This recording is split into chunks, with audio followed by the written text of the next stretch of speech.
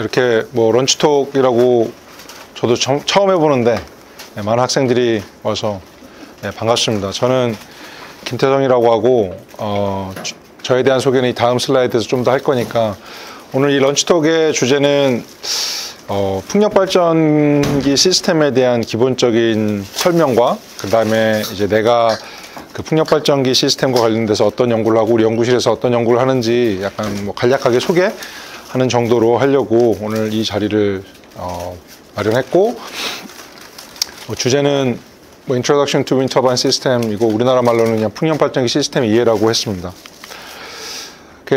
저에 대해 좀 소개를 하면 저는 2009년에 서울대에서 박사를 하고 바로 덴마크로 넘어가서 덴마크에서 리소라는 내셔널 랩이 있는데 여기서 꽤 오랫동안 일을 했어요. 거기서 사이언티스트랑 시니어 사이언티스트 하고 거기에서 부교수까지 하고 영국으로 넘어가서 영국에서 전교수로 2년 정도 일하다가 다시 원래 일하던 덴마크 공과대학교로 넘어와서 거기서 2024년까지 일을 하고 올해 1월부터 이 기계로봇공학부에 이제 부임을 해서 저도 아마 여기 있는 학생들이 저보다 지스트는 선배인 것 같습니다. 저는 여기 온 지 이제 한 6개월째 돼서 사실 학생도 하나도 없고 한국에는 뭐 지금까지 제가 여기 지스트에서 했던 연구에 대한 내용은 얘기하지 못하지만 제가 여태까지 덴마크랑 영국에서 했던 연구에 대해서 간략하게 좀 소개하는 자리가 됐으면 좋겠습니다. 뭐 다들 알겠지만 2020년도에 파리 기후협약을 통해서 지금 지구온난화가 심각함을 많이 알렸고 그 산업화 이전에 온도 대비 1.5도에서 2도 이상 올라가지 않게끔 하려고 많은 노력을 하겠다고 다들 했죠. 근데 그 가장 큰 이유 중에 하나는 그 평균 온도가 뭐 1.5도, 2도면 그렇게 큰 것 같지는 않지만 이게 평균적이니까 에버리지를 하는 거니까 증가하고 감소하는 폭 자체가 어마어마하거든요. 그래서 이제 그 유엔에 따르면은 그 1.5도가 상승하게 되면 그 지중해 여름 기준 온도를 기반으로 약 41% 이상의 그 와일드파이어가 그 증가할 거라는 보고가 있고 2도가 되면 62%, 3도가 되면 97%, 그러니까 더 많은 그 산불이 난다라는 거를 예측을 하고 있고, 당연히 우리가 이런 거를 피부로 지금 느낄 수가 있잖아요. 올해도 우리 그 경상도 쪽에서 큰 불이 나서 많은 피해가 있었고, 비단 우리나라뿐만 아니고 작년에는 그리스에서 또 어마어마한 산불이 일어나고 엄청난 피해가 있었죠. 그리고 이게 여름 겨울에 산불뿐만 아니고 그린란드랄지 아니면은 스위스랄지 빙하가 있는 지역은 빙하가 엄청나게 높거든요.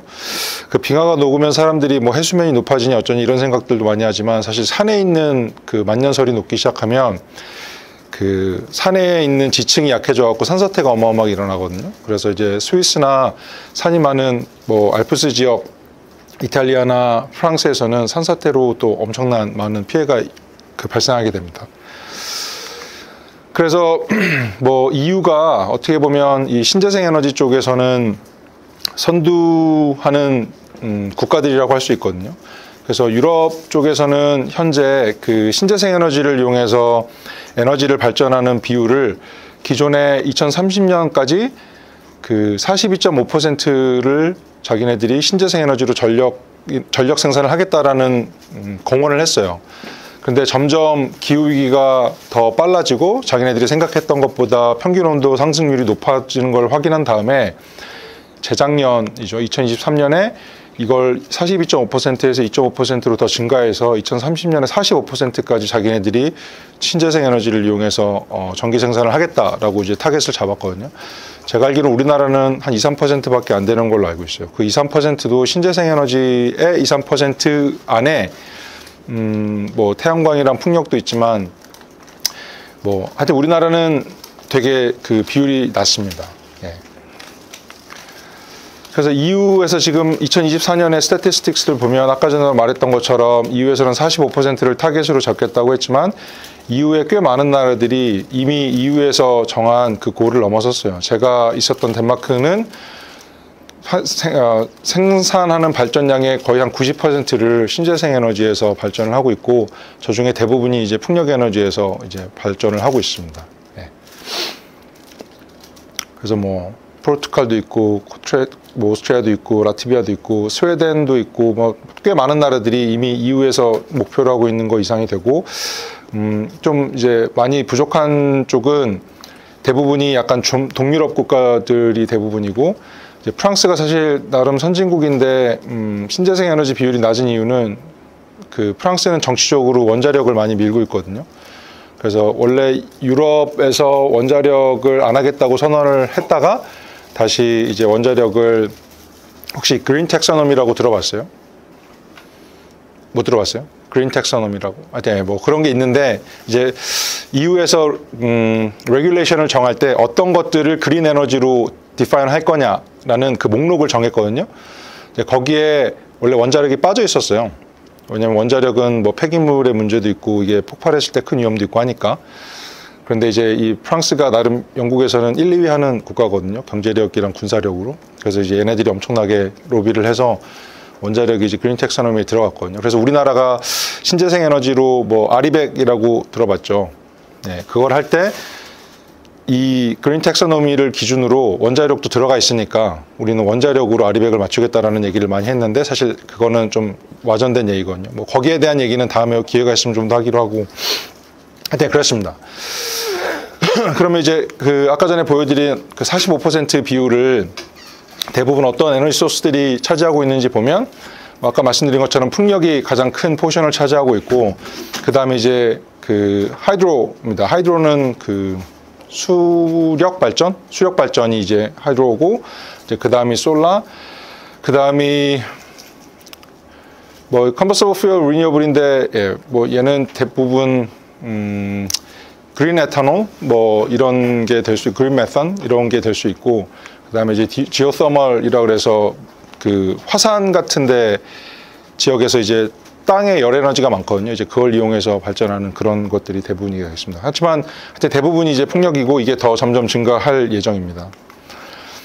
그래서 2023년에 전체 EU에서 풍력을 이용해서 발전한 발전량이 전체 EU에서 사용하는 전기량의 디맨드의 19%를 커버를 했고 그 발전량으로는 466 테라와트 아워고 뭐 아까 전에 말씀드렸다시피 제가 있었던 이제 덴마크가 이 중에서 이제 가장 큰 포션으로 이제 전기를 발전하고 있고 이제 풍력 발전은 온쇼어 윈터바인이랑 이제 오프쇼어 윈터바인 이제 두 가지로 나누거든요. 그러니까 이게 여기에 대한 데피니션 좀 이따 다시 설명할 텐데 지금 간략하게 설명을 하면 온쇼어는 육상에 있는 풍력 발전기를 온쇼어라 그래요. 보통 이제 여러분들이 대관령이나 이런 데 가면 산에 있는 뭐 이런 게 이제 온쇼어고 오프쇼어는 이제 바다에 심어져 있는 풍력 발전기를 보통 오프쇼어라고 합니다. 여전히 이제 온쇼어에서 발전되는 발전량이 훨씬 더 도미넌트하고 이제 오프쇼어는 이제 막 그로잉업 하고 있는 테크놀로지라고 보면 되겠습니다. 예, 뭐 이거 이미 얘기했지만 이게 이제 일반적으로 우리가 얘기하는 온쇼어고 이제 이게 일반적으로 얘기하는 오프쇼어가 되겠습니다. 그래서 뭐 차이는 땅에 있느냐 바다에 있느냐.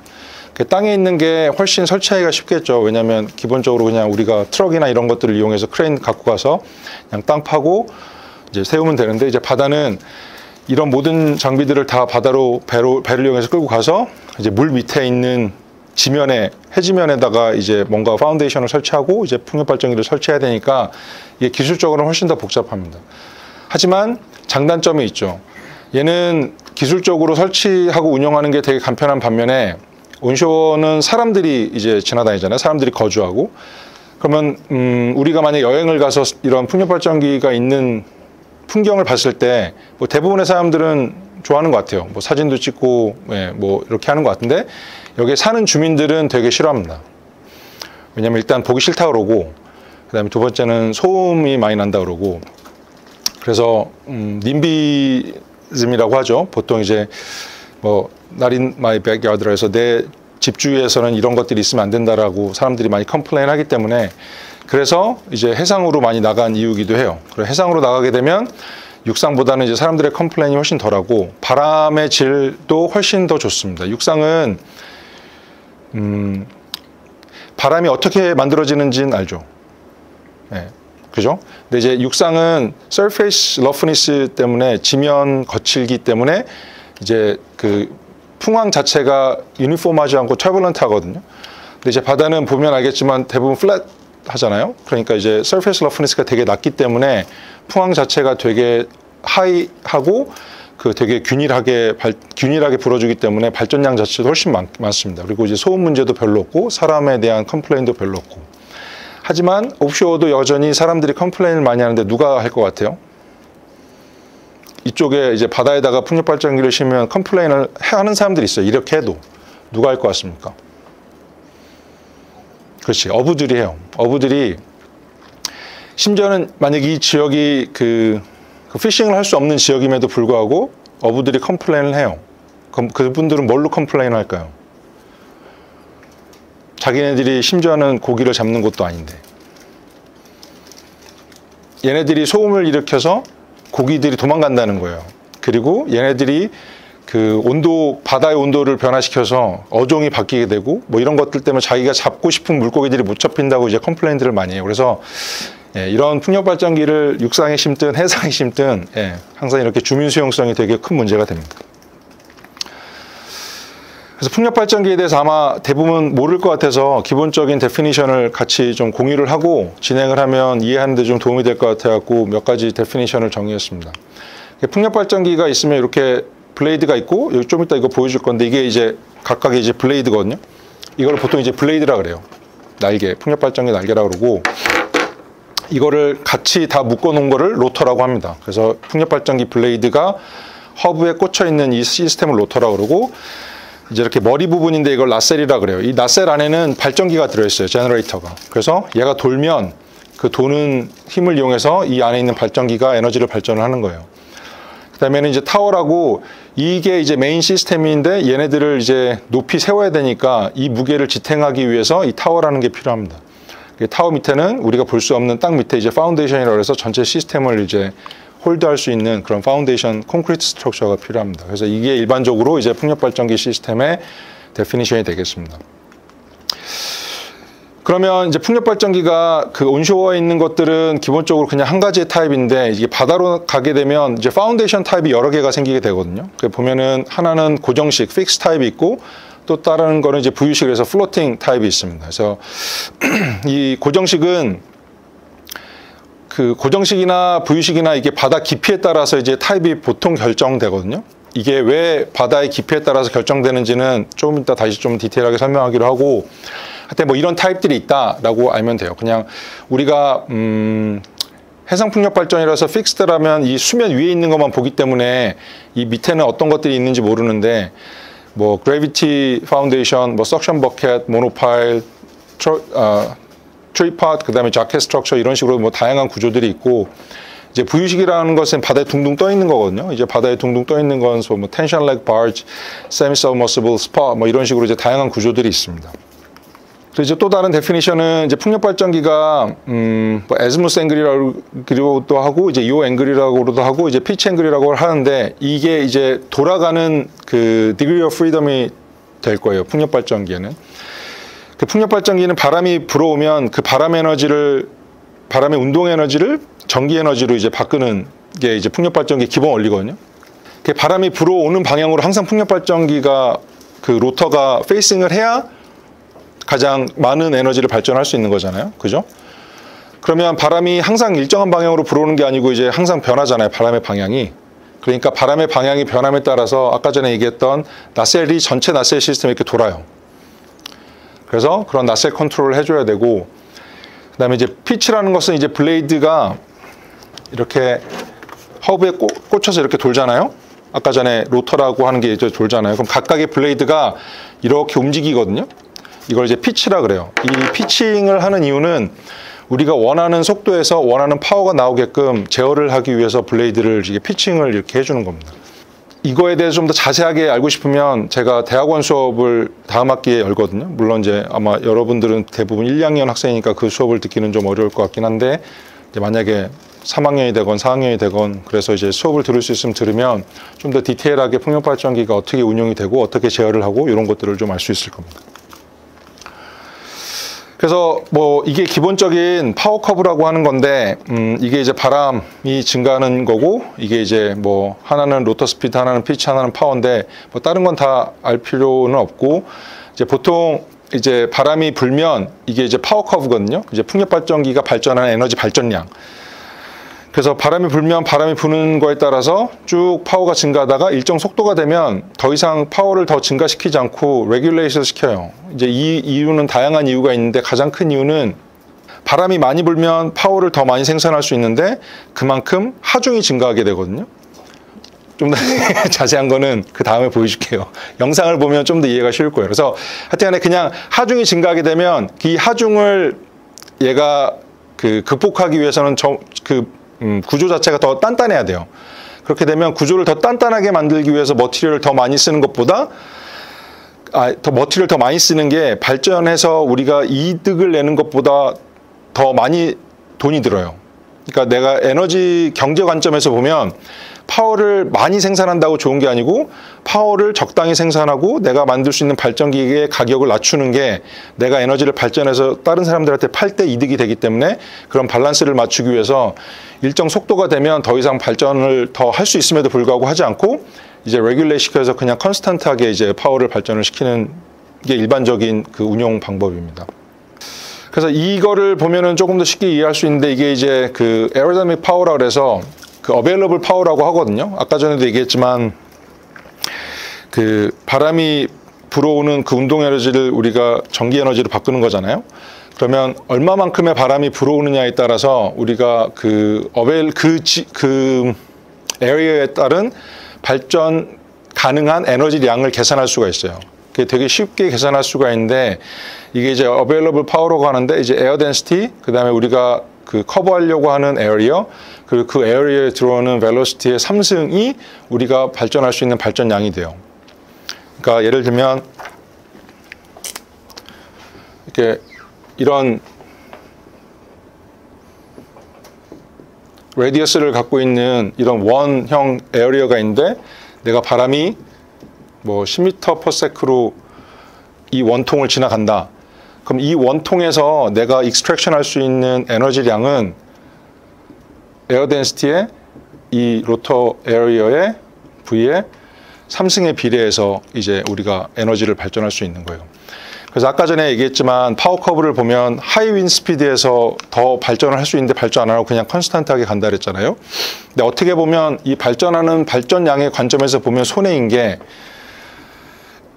그 벨로시티의 큐브로 프로포셔널하게 증가하잖아요. 우리가 발전할 수 있는 발전량이. 그 말은 하이 윈 스피드에서는 더 많은 에너지 덴시티가 있는 거예요. 그럼에도 불구하고 이렇게 되면 그 에어다이내믹 파워라는 게 파워만 만들어낼 수 있는 게 아니고 스러스트라고 하는 그 전체 시스템을 뒤로 미는 힘까지 같이 생기거든요.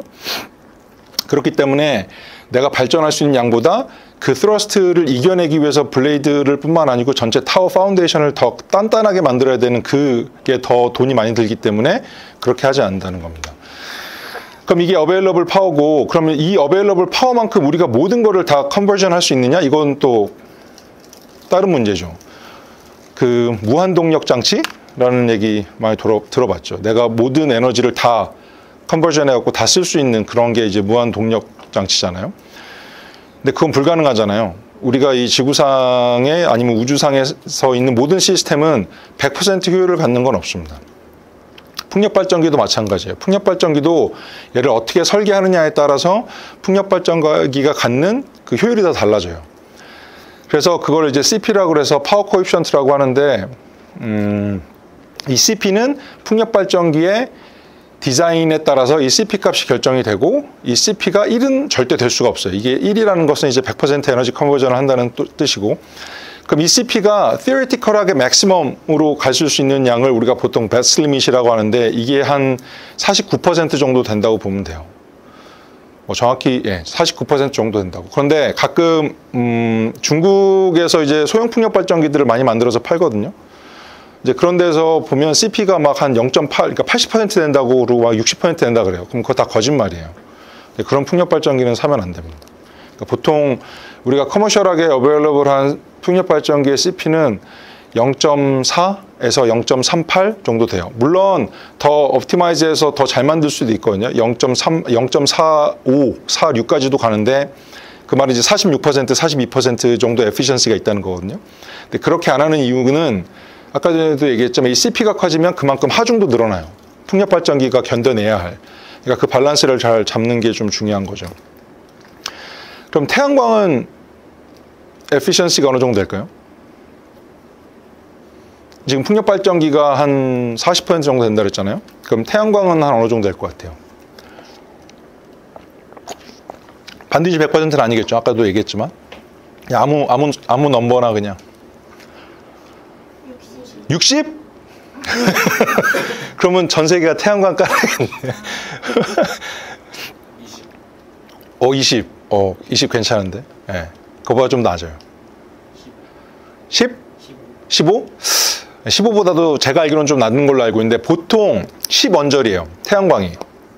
근데 랩에서 이제 뭐 우리 학교에서도 분명히 이제 태양광 관련돼서 이 패널 관련된 연구하시는 분들이 분명히 있을 텐데 연구하는 분들은 30% 효율도 막 나온다 그러고 뭐 25% 효율도 나온다 그러고 어떤 데에서는 뭐 새로운 뭐 합성 소재로 뭐 해서 뭐 40%까지 달성했다 막 이런 게 뉴스에 나고 논문에 실릴 정도니까 아직도 태양광의 에피션시는 되게 낮아요. 그래서 신재생 에너지 특히 유럽에서는 풍력을 많이 미는 이유 중에 하나가 이게 신재생 에너지에서는 에너지 그 효율이 가장 높은 방법이기 때문에 풍력 에너지를 많이 선호하기도 합니다. 근데 이제 뭐 풍력이나 태양광이나 이건 약간 좀 다른 얘기긴 한데 한 가지로만 갈 수가 없는 게 어떤 날은 바람이 많이 불고 어떤 날은 바람이 안 불고 어떤 날은 해가 뜨고 어떤 날은 해가 안 뜨고 하니까 이걸 잘 믹스드하는 게 좀 가장 중요한 이슈가 됩니다. 뭐 여튼 넘어가겠습니다. 그래서 이거를 얘기를 해야 제가 아까 전에 왜 뭐 더 발전을 할 수 있는데 발전을 하지 않느니 아니면은 뭐 이거 밸런스를 맞추는 게 중요하느니 이게 좀 이해가 되는데 혹시 이번에 대선 토론 본 사람 있어요? 정치에 다들 별로 관심이 없군요. 뭐 내가 정치 얘기하고 싶은 건 아닌데 거기에서 그 이준석 후보가 그 이재명 후보랑 얘기를 할 때 LCOE라는 얘기를 했어요. 혹시 기억나는지 모르겠는데 이게 이제 Levelized Cost of Energy라는 건데 이게 에너지 단가예요. 그러니까 내가 에너지를 발전을 하면 내가 이걸 얼마에 사람들한테 팔 수 있는지를 결정하는 게 이제 LCOE라고 하는 에너지 단가인데 에너지 단가는 되게 간단하게 계산할 수 있어요. 내가 이 에너지 시스템을 설치를 하고 운영하는 데 드는 총 비용을 내가 이 시스템을 이용해서 발전하는 발전량으로 나눈 가격이에요. 이 에너지 단가가 낮을수록 사람들이 좋겠죠. 왜냐하면 뭐 막말로 전 세계가 오늘부터 신재생 에너지로 하자라고 다 어그리할 수 있어요. 왜냐하면 이제 환경 파괴를 막고 뭐 지구의 온난화를 좀 늦추고 이런 것들을 위해서 다 동의를 했다고 칩시다. 근데 여러분이 앞으로 내는 전기량을 지금의 10배를 더 내야 된다고 생각을 해봐요. 뭐 10배도 필요 없어. 한 3배 정도 더 내야 된다고 생각해봐. 그럼 여러분들은 낼 것 같아요? 절대 안 내거든요. 뭐 심지어는 1.5배만 내라 그래도 절대 안 내요. 사람들이 내가 내던 것만큼 내던지 아니면 덜 내기를 바라는 거지 이것보다 환경? 오케이 다 좋아. 중요하고 모든 게 다 이 지구를 위해서 필요한 거야. 근데 내 돈을 더 많이 쓸 수는 없어라는 게 기본적인 인식이거든요. 그렇기 때문에 이제 신재생 에너지에서 가장 그 핵심적인 게 어떻게 하면 이 코스트 오브 에너지를 줄일 것이냐. 이게 이제 가장 큰 관건이에요. 그러니까 근데 아까 전에 얘기했지만 내가 에너지하는 발전량이 그 하이윈 스피드에서 더 많이 발전할 수 있잖아요. 근데 그렇기 때문에 내가 풍력 발전기를 운용하고 만드는 이 비용이 이 발전하는 데 발전할 수 있는 양보다 더 비싸지면 이 에너지 단가가 더 비싸질 거 아니에요? 그죠? 그렇기 때문에 그렇게 하지 않고 이걸 밸런스를 잘 맞추면서 이제 설계를 하고 운용을 하는 겁니다. 그래서 온쇼어랑 픽스드 바텀 오프쇼어랑 플로팅 오프쇼어가 있다고 했는데 기본적으로 온쇼어 가격이 제일 쌉니다. 그 바텀 픽스드랑 플로팅이 이렇게 비싼 이유는 설치하고 운용하는 데 돈이 더 많이 들기 때문에 그래요. 이제 부유식은 더 시스템이 복잡하고 더 먼 바다에서 설치를 하기 때문에 당연히 이제 부유식 풍력 발전기가 훨씬 더 단가가 비쌉니다. 그리고 이게 이제 최근 이제 그 미국에서 조사한 에너지 단가인데 그 온쇼어 풍력 발전기를 통해서 이제 에너지를 발전한 에너지 단가의 비율을 보면 이게 그 메가와트 아워당 100불 정도 한다는 뜻이거든요. 그리고 이제 그 오프쇼어 픽스 타입이 한 150에서 한 170불 정도 하는 게 이제 에너지 코스트가 되겠습니다. 그런데 이 보면 이제 가스를 보든 아니면 그 석탄을 보든 보면은 얘네들이 기본적으로 신재생 에너지에서 발전하는 비율보다 더 비싸요. 그리고 원자력을 보면 원자력도 훨씬 비쌉니다. 얘는 SMR이라서 요즘에 엄청 핫한 소형 원자로 이제 그 개념이거든요. 이제 그것도 이제 기본적인 신재생 에너지보다 더 비싼 에너지 단가를 가지고 있습니다. 이제 그만큼 유럽을 필두로 많은 연구자들이 엄청난 노력을 해서 에너지 단가를 많이 낮춰놨어요. 그럼에도 불구하고 더 낮추려는 노력들을 많이 하고 있습니다. 그러면 어떻게 해서 저렇게 에너지 단가가 기존에 우리가 사용하고 있는 석탄, 석유 아니면 원자력보다 더 싸게 됐냐면 진짜 수많은 연구들이 많이 진행이 됐어요. 이거는 좀 오래된 슬라이드이긴 한데 보면 얘가 한 70년대, 80년대에 그 덴마크에서 개발한 블레이드 5m짜리 발전량은 27kW의 아주 소형 풍력 발전기입니다. 얘 블레이드는 이렇게 생겼었어요. 그런데 이거는 이것도 벌써 한 10년 정도 된 것 같네요. 한 7, 8년 정도 전에 이제 지멘스 가메사에서 8MW짜리 풍력 발전기를 만들었는데 블레이드 길이가 75m예요. 보면 스케일이 얘가 5m고 얘가 85m면 스케일 자체가 이렇게 다르거든요. 근데 블레이드 형태를 보면 얘는 되게 투박하게 생겼거든요. 이렇게 해갖고 거의 그냥 뭐 직사각형은 아니지만 직사각형에 약간 테이퍼가 있는 형태로 생겼고, 현재 나오는 블레이드는 되게 슬렌더하고 되게 둥글둥글하게 생겼어요. 이런 디자인의 차이 자체가 전체 풍력 발전기 에피시언시를 많이 높이는 효과를 가져왔거든요. 그러면 아까 전 에너지 단가에서 밑에 있는 부분이 더 많은 에너지를 발전을 시킬 수 있으니까 코스트 자체가 줄어들게 되는 거고, 머티리얼 자체도 얘보다는 얘가 훨씬 덜 들어가요. 그래서 단가도 줄일 수가 있고, 그래서 전반적으로 이제 레벨라이즈 코스트 오브 에너지가 줄어들게 되는데, 만약에 아까 전에 보여준 그 5m짜리 블레이드를 그 기술을 그대로 적용을 해서 그냥 8MW가 되게끔 블레이드를 75m로 스케일업 하게 되면 이런 식으로 확연하게 블레이드가 그 모양이 달라지는 걸 확인할 수가 있어요. 그래서 이런 형태로 만들게 되면 에너지 단가가 절대 줄어들지 않은데, 여러 가지 기술 개발, 특히 뭐 공력 구조적인 여러 가지 기술 개발로 통해서 뭐 이런 식으로 블레이드를 되게 팬시하게 만들고 있다. 그래서 효율이 많이 늘어난다. 뭐 그렇게 보시면 되겠습니다. 그래서 대부분 이제 저를 포함한 풍력 발전 쪽에서 연구하는 대부분의 사람들의 얼티메이트 골 자체는 그 윈터바인 시스템 퍼포먼스를 증가를 시키는 거고, 그로 인해서 이제 레벨라이즈 코스트 오브 에너지를 이제 줄이는 게 이제 가장 기본적인 타겟이 되겠습니다. 그럼 현재 가장 큰 풍력 발전기는 어떤 것들이 있냐면, 육상에서는 그 중국, 이거 틀렸네요. 이게 지멘스 가메사가 아니고 얘는 그 시안가라는 중국 회사, 이건 타이퍼입니다. 예. 그래서 얘가 15MW짜리 풍력 발전기고 로터 다이아미터가 270m예요. 로터 다이아미터가 270m고 블레이드 하나의 길이가 131m. 그래서 사실 육상 풍력 발전기는 저희가 예전에 생각했을 때 보통 8메가 정도가 맥스라고 생각을 했는데, 이게 점점 커지고 있어요.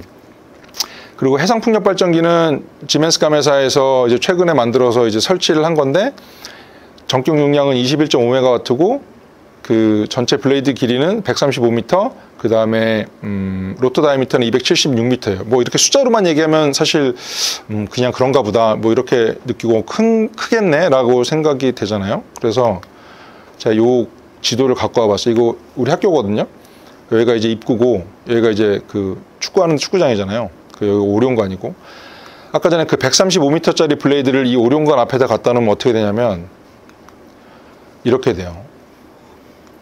이게 150m네요. 150m가 요 정도거든요. 그러니까 아까 전에 블레이드가 그냥 블레이드 하나만 갖다 놓으면 이제 오룡관이 여기 있으면 오룡관 끝에 여기 이제 삼거리 있잖아요. 여기서부터 거의 이 운동장을 지나서 이 끝까지 온다는 거예요. 블레이드 하나가. 근데 이게 아까 로터 다이아미터가 300m 넘는 거잖아요. 그럼 이게 한 여기까지 오는 거죠. 그리고 아까 봤는지 모르겠는데 이게 타워거든요. 타워 하이시 150m가 넘어요. 그러니까 우리가 얘기하는 풍력발전기 시스템 자체가 엄청난 거대한 풍력발전기 시스템이고, 이 나셀이랑 이 로터를 포함한 무게가 1000톤이에요. 1000톤. 상상이 되는지 모르겠는데 1000톤은 뭐 웬만한 건물의 무게 정도라고 보면 되거든요. 그러니까 이런 녀석이 이 젓가락 같은 이 타워에 꽂혀서 바람이 불면 이렇게 돌면서 이제 에너지를 발전하는 거예요. 그러니까 어마어마한 기술인 거죠. 요게 이제 좀 재밌는 것들인데, 제가 아까 전에 막 하중 얘기 막 했잖아요. 막 뭐 에너지가 막 이게 바람이 불어서 회전을 하게 되면 우리가 에너지를 발전할 수 있지만 그만큼 하중도 걸린다 그랬잖아요. 그 하중이 얼마나 무서운지 한번 보여드릴게요. 얘는 되게 작은 풍력 발전기거든요. 얘는 1점 몇 메가밖에 안 되는 아주 되게 소형 풍력, 뭐 소형이라고 하기는 그렇지만 되게 작은 풍력 발전기예요. 막 10몇 메가와트도 아니고 그냥 1점 몇 메가와트 정도 되는 녀석인데, 이 타워는 스틸 구조거든요. 쇠로 만들어진 거고, 대부분이 다 이 블레이드를 제외한 거는 대부분 다 쇠로 만들어졌다고 보시면 돼요. 보시면 풍력 발전기가 돌고 있어요. 그냥 일반 오퍼레이션, 노멀 오퍼레이션 상태예요. 이게 머리 낫을 탑을 보면 이 풍력 발전기 타워 자체가 흔들리는 게 보이시죠? 그러니까 이게 우리가 멀리서 보면 전혀 그냥 얘가 엄청 스티프한 녀석이 그냥 이렇게 돌아가는 것처럼 보이지만, 실제로는 이 안에서는 어마어마한 바이브레이션이 가해지고 있어요. 이 구조물에. 얘는 소리를 같이 들으면 좋은데 아마 소리가 안 날 것 같은데, 얘는 지금 이 비디오를 보여줄 건데, 얘는 이것보다 더 작은 녀석이거든요. 얘는 1메가와트가 안 되고 한 750kW 정도 되는 되게 소형 풍력 발전기인데, 얘가 이렇게 회전을 하다가 좀 이머전시한 상황이 생겨서 브레이크가 탁 걸려버려요. 그러면 이 풍력 발전기가 브레이크가 걸린다는 건 무슨 뜻이냐면, 얘가 이제 회전을 막 하고 있잖아요. 회전을 하고 있으면 트러스트라는 포스가 생겨. 얘를 잡아 끌어당기는 힘이. 그 잡아 끌어당기는 힘은 바람이 불어오는 그 방향으로 끌어당기고 있는 거거든요. 그러니까 그 말은 내가 이렇게 블레이드가 막 돌면서 에너지를 발전하는과 동시에 바람이 나를 이렇게 계속 뒤로 끌어당기고 있는 거를 이 타워가 잡아줘야 되는 거예요. 근데 이렇게 돌아가는 녀석이 탁 멈춰버리면 이게 잡아있던 힘이 순간 탁 릴리즈 되겠죠. 그러면 여러분이 앞으로 막 뛰어나가려고 그런 거를 친구가 이렇게 뒤로 목덜미를 잡고 있다가 그걸 탁 놓는다고 생각을 해봐요. 그러면 앞으로 꼬꾸라지겠죠?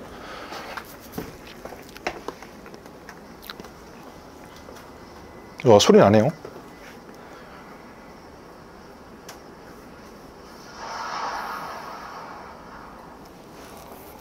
어마어마하죠.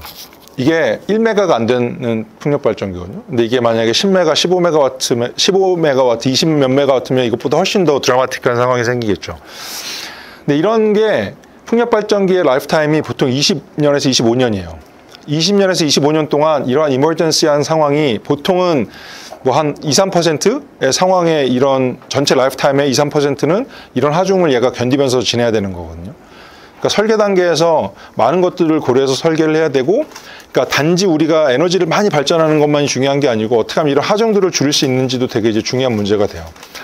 그 다음에 이것도 되게 재밌는 비디오인데, 얘는 컨트롤러가 페일이 돼서 바람이 불도록 얘가 계속 회전을 해서 블레이드가 디플렉션이 너무 심하게 되니까 타워를 탁 치게 돼요.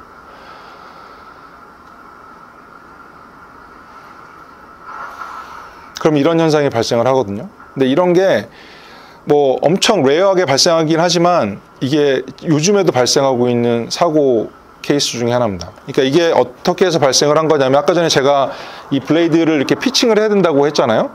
그 바람이 많이 불면 이 블레이드를 피칭을 해서 이 회전하는 속도를 유지를 시켜줘야 되는데, 얘는 이제 그 시스템이 고장이 나는 바람에 계속 빨리 계속 회전을 하게 돼요. 그러면 블레이드 자체가 힘을 받아갖고 많이 디플렉션이 되거든요. 그래서 이제 타워를 치게 된 케이스입니다.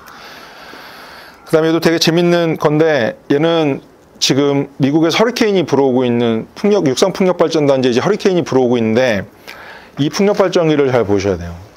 어떤 일이 발생하는지. 지금 허리케인이 이제 들어갔어요. 그죠? 그럼 여기를, 이쪽을 좀 보셔야 되는데, 여기를 지금 블레이드가 깨져갖고 여기 나와 버렸어요. 그럼 근데 이 토네이도가 엄청 세니까 이게 날아서 떨어지는 게 아니고 얘를 다시 이제 썩 인해요. 그래갖고 좀 있으면 여기로 나와요.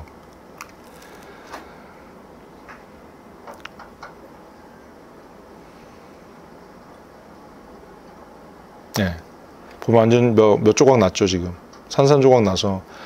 보면 이제 지나가고 나면 이제 풍력발전기 블레이드 자체가 완전히, 예, 다 파괴가 돼갖고 이제 저런 식으로 이제 남게 되는 거죠. 그러면 이제 가서 리페어 하든지 뭐 이런 식으로 아예 저걸 다 뜯어내고 새로운 풍력발전기를 심든지 뭐 이런 식으로 하게 됩니다. 그래서 사실 이제 풍력발전기를 설계를 할 때 저런 모든 현상들을 다 견디게끔 설계는 하거든요. 이제 그럼에도 불구하고 이제 뭐 저런 페일리어가 나타나게 되죠. 뭐 이 정도가 사실 이제 오버얼한 내용이고, 지금부터는 한 15분 정도 빨리빨리 제가 어떤 연구를 했고 그 중에서 뭐 꽤 많은 내용들이 있는데 그걸 다 보여드릴 수는 없고, 뭐 그 중에서 몇 가지 좀 재밌는 내용들만, 학생들이 관심을 가질 내용들만 제가 몇 가지 갖고 와봤는데, 이제 최근에 이제 부유식 풍력 발전이 많이 인기가 있거든요. 이제 그 중에 가장 큰 이유는 이 수심이 깊어지면 깊어질수록 아까 전에 말한 그 경제성 관점에서 보면 그 고정식보다는 부유식이 훨씬 더 경제성이 좋아요. 왜 그러냐면 이 부유식 시스템 자체가 더 만들기 어렵고 운용하기 어렵지만, 이 바닥 깊이가 너무 깊어지면 이거를 고정하기 위해서 이 밑으로 기둥을 세우고 이 지면 밑으로 또 페넨스트레이션 파일이라 해서 이걸 뚫고 집어넣는 그 비용보다 차라리 그 운용이 어렵더라도 이렇게 둥둥 띄워서 운용하는 게 더 경제적으로 더 싸거든요. 그렇기 때문에 먼 바다로 갈수록 부유식 풍력 발전기를 쓰는 게 이득이에요. 그럼 approximately 어느 정도냐? 보통 우리가 그냥 얘기하는 건 100m above 부유식, 100m below면 고정식이라고 보통 얘기를 하고, 40m below면 fixed monopile이 가장 경제적이고, 40m에서 70m 언저리면 자켓 타입이 어느 정도 경제적이다라는 게 보통 이제 룰 오브 썸으로 생각을 하고 있어요. 그래서 이제 부유식이 그 깊은 바다에서 이제 하려고 하는 건데, 왜 그럼 깊은 바다가 필요하냐? 이게 이제 보통 이제 워터뎁 맵이거든요. 우리나라만 봐도 뭐 당연히 다 알겠지만 동해안 보면 여기서 조금만 나가면 수심이 700m 이상 돼요. 심지어는 그 근해 바다만 가도 100m 이상의 워터뎁을 갖게 되거든요. 물론 이제 서해안 같은 경우는 60m 안에, 서해안이랑 남해안은 60m 쪽에 있지만 이제 우리가 동해안으로 가면 갈수록 워터뎁이 엄청 깊어집니다. 이건 이제 우리나라에 의한 거고, 이게 이제 그 지중해 쪽인데, 지중해도 보면 대부분이 엄청 깊어요, 바다가. 이 북유럽, 제가 있었던 이 덴마크 쪽만 수심이 엄청 얕거든요. 그래서 사실 어떻게 보면 이제 덴마크랑 영국이 약간 좀 그 해상 풍력 쪽에서는 되게 리딩 컨트리인데, 그럴 수밖에 없는 게 이게 그 바다 깊이가 되게 낮기 때문에 여기에 그 되게 낮은 코스트로 해상 풍력 발전 단지를 많이 지을 수가 있었어요. 근데 얘네들이 비즈니스를 하다 보니까 자기네 바다에만 요거를 꼽는 거는 비즈니스 케이스로 좋지 않잖아요. 이제 월드와이드로 나가야 되는데, 월드와이드로 나가려고 보니까 고정식으로는 마켓 자체가 되게 작은 거예요. 아시아 마켓을 가려고 해도 그렇고, 미국 마켓을 가려고 해도 그렇고, 그 남유럽 마켓을 가려고 해도 대부분 다 수심이 너무 깊기 때문에 이제 부유식으로 갈 수밖에 없는 거죠.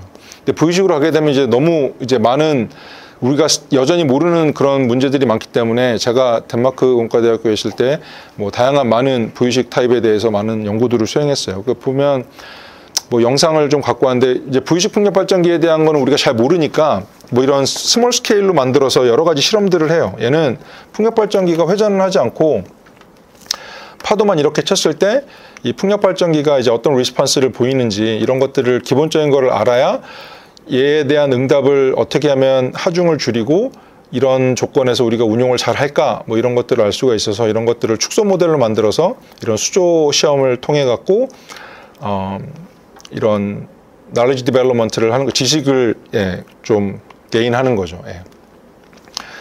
그래서 뭐 이걸 단지 실험만 하는 게 아니고, 실험을 해서 이제 수치 해석까지 모델을 만들어서 수치 해석이랑 같이 비교를 하면서 이제 만들어진 비교 검증된 수치 해석 모델을 가지고 이제 좀 다양한 연구들을 진행해 볼 수 있는 이제 그런 방식이에요. 왜냐하면 이런 물리적인 모델은 만들기도 비싸고, 이런 것들을 다 실험하려면 엄청난 비용과 시간이 필요하거든요. 근데 우리가 만약에 수치 해석 모델을 만들어서 시뮬레이션을 컴퓨터로 할 수 있으면 훨씬 싸고 빠르게 많은 것들을 해석을 해볼 수가 있기 때문에 수치 해석 모델을 많이 개발하고 있습니다.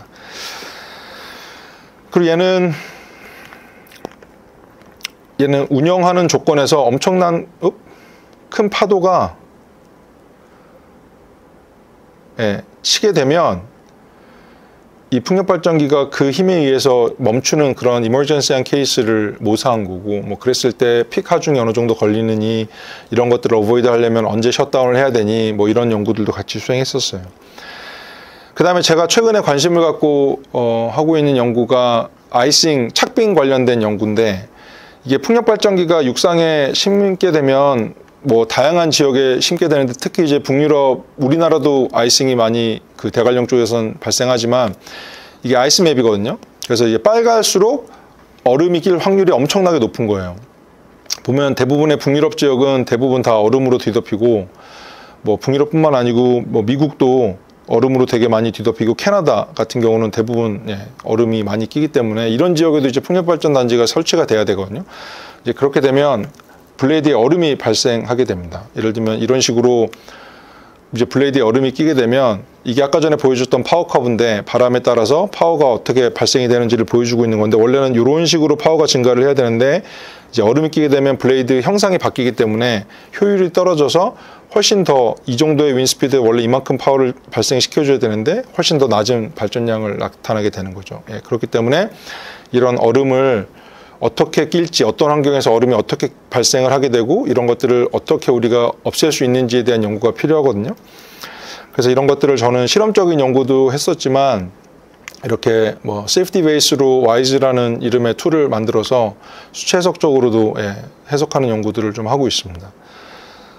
뭐 이건 또 최근에 했던 아이싱 실험 연구인데 이건 이제 아주 이제 아까 전에도 보여줬던 스몰 스케일로 보여줬던 거랑 똑같은 건 아니고 이제 그것보다 훨씬 더 작은 스몰 스케일로 이제 클라이매틱 윈터널이라 해서 이 안에 온도가 마이너스 10도까지 떨어지면서 동시에 이제 워터 스프레잉을 할 수 있는 그런 터널 장비거든요. 이거를 통해서 얘가 운용이 될 때 풍력 발전기 블레이드에 어떤 식의 아이싱이 어떤 타입으로 끼는지에 대한 연구를 했었어요. 그래서 이런 걸 이해해야 이런 조건에서는 풍력 발전기 날개에 얼음이 이런 식으로 끼니까 우리가 어떤 식으로 컨트롤을 해야 된다. 아니면 어떤 식의 히팅 시스템을 개발해야 된다. 이런 것들을 알 수가 있습니다. 풍력 발전기가 이런 식으로 수평축 풍력 발전기만 있는 게 아니고 이런 식으로 수직축 풍력 발전기도 있거든요. 그래서 같은 다른 타입의 풍력 발전기를 다양한 형태로 좀 했었고 그리고 요거는 몇 년 전에 했던 건데 이건 제가 덴마크 있을 때 한국의 국방과학연구원이랑 같이 했던 연구거든요. 이제 국방과학연구원에서는 이런 항공기에 발생하는 이런 착빙 현상이 어떻게 일어나게 되는지를 좀 알고 싶어하는 연구가 있어서 아까 전에 보여드렸던 그 터널에다가 이런 그 비행기 DRL F6라는 이 모델을 만들어서 집어넣고 이제 다양한 착빙 조건에 대해서 뭐 윈실드에서는 아이싱이 어떻게 생기고 노즈에서는 어떻게 생기고 윙에서는 어떻게 생기고 엔진 인렛에서는 어떻게 생기고 이런 것들을 좀 연구를 했었어요. 그 다음에 이게 또 최근에 가장 핫한 이슈인데 풍력 발전기가 돌다 보면 이로전이라고 침식이 발생을 하거든요. 이게 물방울 비가 오는 나라에서는 더 심하고 그 다음에 이게 뭐 사실 우리가 비 올 때 걸어가도 마저도 그렇게 크게 아프진 않잖아요. 근데 만약에 여러분이 자전거를 타고 자전거는 그렇게 빠르지 않으니까 예를 들면 오토바이로 막 시속 100으로 달리고 있는데 물방울 조그만 걸 딱 맞으면 어마어마하게 아프거든요. 그 운동 에너지가 더 크기 때문에. 풍력 발전기가 천천히 돌아가는 것 같지만 블레이드 팁은 거의 80m/s 정도로 돌아요. 아까 전에 블레이드 길이가 엄청나게 길기 때문에 그래서 꽤 많은 침식들이 발생을 하게 되거든요. 그러니까 이 침식은 아까 아이싱이랑 어떻게 보면 반대인 거죠. 아이싱은 이 블레이드 위에 뭐가 끼는 거라면 침식은 이게 깎여 나가는 거거든요. 그러니까 같은 현상이 발생을 하게 되는 거예요. 그래서 이런 것도 좀 요즘에 좀 관심을 갖고 어떻게 하면 이런 것들을 잘 예측할 수 있을까? 어떻게 하면 이런 이로전을 프로텍션 할 수 있을까? 이런 연구도 하고 있습니다.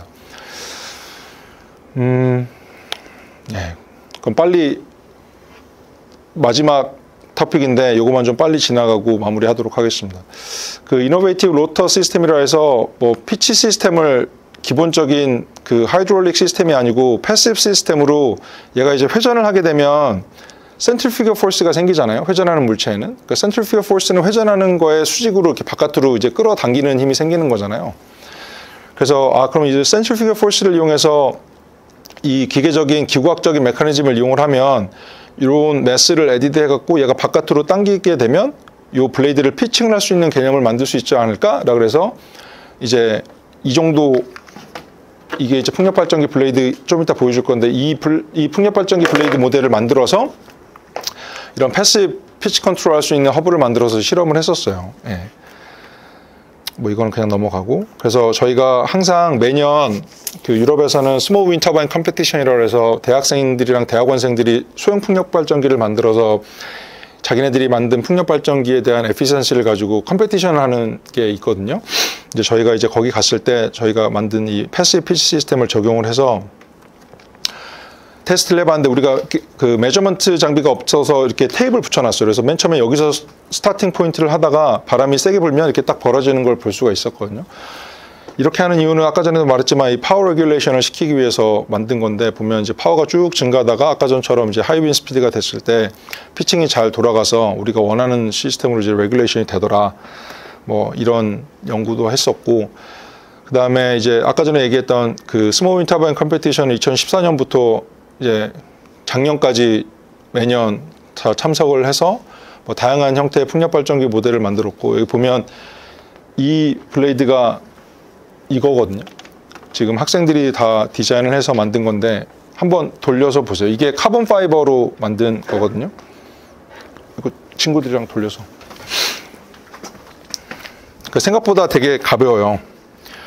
그래서 학생들이 이거 어떻게 하냐면 이렇게 블레이드를 매니팩처링 하는 것도 학생들이 다 같이 하는 거거든요. 그래서 이게 몰드를 만들고 이제 몰드 위에서 레진 인퓨전 테크닉이라 해서 그 복합 재료 깔고 레진해서 베큐um 인퓨전이라 해서 이제 베큐um 비닐 해갖고 석션 해갖고 이걸 큐어 해갖고 이제 본딩하면 이제 저런 식으로 이제 블레이드가 나오는 거고 이제 블레이드만 만드는 게 아니라 이제 커넥션 피스 같이 이걸 이제 연결하는 모든 이제 메탈 스트럭처도 다 같이 만들고 뭐 기어는 저희가 직접 깎을 수는 없으니까 기어 같은 거에서 메탈 컴포넌트 만들어서 이렇게 설치하고 저희 팀에는 이제 발전기까지 같이 할 수 있는 친구들이 있어서 이제 발전기도 같이 만들어서 이렇게 어셈블해서 필드 테스트 수행한 다음에 이렇게 아까 전에 이제 말했던 그 델프트 네덜란드에 있는 델프트 공과대학교로 가져가서 이제 여기서 이제 컴페티션을 하는 거죠. 그래서 뭐 비디오 보면 이건 이제 너무 빨라서 안 보이겠지만 얘가 지금 돌아오고 있는 거거든요. 여기에 쓰인 블레이드가 지금 학생들이 본 그 블레이드고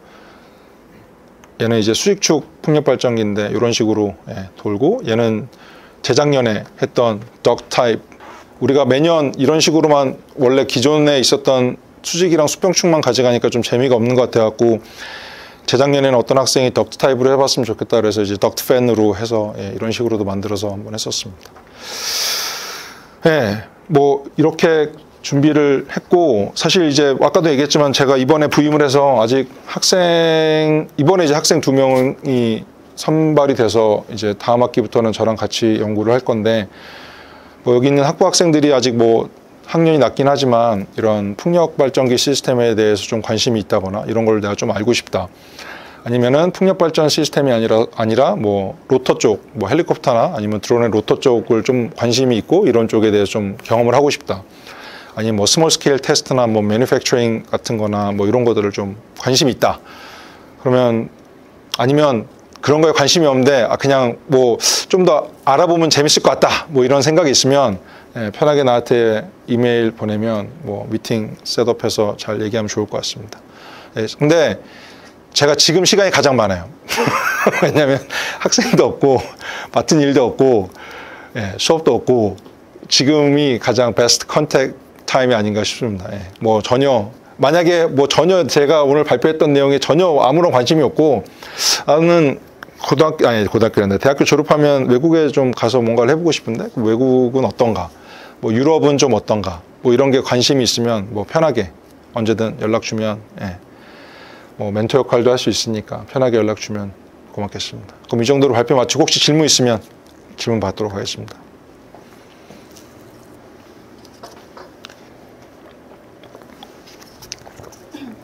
오프쇼어에 있는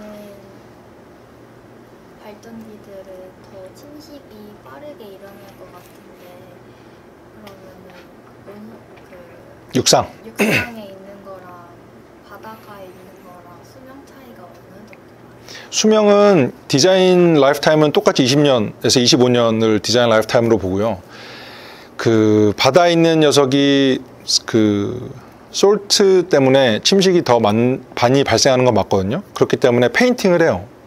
그 프로텍션 페인팅을 해서 침식을 최대한 늦추죠. 근데 침식이 아예 없을 수는 없으니까 아까 전에 잠깐 보여줬던 건데 그 O&M 코스트라고 있어요. 오퍼레이션 메인터넌스. 그래서 모든 자동차도 그렇고 모든 기계 부품이 그렇지만 레귤러 베이스로 그 메인터넌스를 해줘야 되거든요. 그래서 이제 레귤러 베이스로 가서 사람들 엔지니어가 보고 아 여기에 좀 코팅이 벗겨졌다면 다시 코팅해주고 뭐 이런 식으로 운영을 하게 됩니다. 예. V식 풍력 발전기는 보통 설치가 되는 게 해안에서 100km 넘게 가서 설치가 돼요. 그래서 V식 풍력 발전 단지를 가려면 헬리콥터를 타고 가야 돼요. 보통 배로는 못 가고. 네. 근데 우리나라도 지금 울산에서 만들려고 하거든요. V식 풍력 발전 단지를. 근데 이제 데몬스트레이션을 하려고 근해에다가 만들긴 하는데 보통은 이제 멀리 나갈수록 훨씬 더 좋아요. 다른 질문. 혹시 그린 하이드로젠이라는 얘기 들어봤어요? 그린 수소. 그린 수소의 가장 펀더멘털한 개념 자체가 풍력 발전기거든요. 신재생 에너지로 전기를 만들어서 그거를 전기 분해를 통해 수소를 만들겠다는 거예요. 그래서 덴마크에서는 이 V식 풍력 발전 단지와 비슷한 컨셉으로 에너지 아일랜드라는 개념도 많이 연구를 하고 있어요. 망망대해에 인공섬을 만들어서 그 주변에 풍력 단지를 만들고 거기서 발생된 전기로 수소를 발전시켜서 그거를 운송해서 쓰겠다라는 개념도 많이 얘기가 되고 있고 우리나라에서도 이제 그런 개념이 많이 논의가 되고 있는 실정입니다. 다른 질문? 왜? 수채석에 관련된 질문을 하고 싶은데 실제 모델이 아니라 작은 모델을 만들어서 거기가 구도에 있는 값들을 이제 센서를 통해서 이렇게 값을 받아가지고 그거를 수채석에 입력한 모델인데 이 값이 사실 실제 적용됐을 때 그 되게 차가 좀 있을 것 같은데 그런 거를 근데 그 실험을 통해서 나온 결과를 수채석 모델에 적용하는 건 이제 다른 방식의 그 연구를 하는 방식이고 지금 대부분 아까 제가 보여드렸던 건 수채석 모델을 그 물리적인 거버닝케이션을 통해서 수채석 컴퓨테이션 코드로 만들어 갖고 이제 수채석 모델을 만들고 이거를 이제 축소 실제 물리 모델을 만들면 이 물리 모델을 만들 때 썼던 모든 그 파라미터들을 수채석 모델에도 동일하게 집어넣죠. 그러면 어떻게 보면 요즘 뭐 팬시한 말로 디지털 트윈 모델이 되는 거죠. 실제 모델과 수채석 모델이 같아야 되는 거죠. 근데 사실 물리 모델도 그렇지만 수채석 모델도 내가 모델링 어떻게 잘했는지 못했는지 이런 걸 검증을 해야 되잖아요. 그러기 위해서 이 물리 모델을 통해서 실험을 한 결과와 내가 이 물리 모델과 거의 똑같다고 믿고 있는 이 수채석 결과를 동일한 조건에서 돌렸을 때 얘는 이제 수채석을 돌리고 얘는 물리 모델로 실험을 했을 때 나온 결과 자체가 똑같아야지 이 수채석 모델의 애큐러시가 높다고 할 수 있는 거겠죠. 이제 그런 연구를 하고 있다는 거죠. 내가 이제 거버닝케이션을 통해서 컴퓨테이션 코드로 수채석 모델을 만든 게 얼마나 애큐러시가 좋은지를 검증을 하고 이게 검증이 되면 이 물리 모델을 이용해서 뭐 다른 더 큰 모델을 만드는 거는 시간도 많이 걸리고 돈도 많이 드니까 이 검증된 수채석 모델을 가지고 이제 다양한 연구를 더 해볼 수 있는 거죠. 네. 혹시 뭐 마지막 질문 있으면 받고 혹시 다른 친구들 수업 가야 되면은 네. 질문 없어요? 질문을 잘해야 되는데. 그러면 여기서 마치도록 하겠습니다. 수고하셨습니다.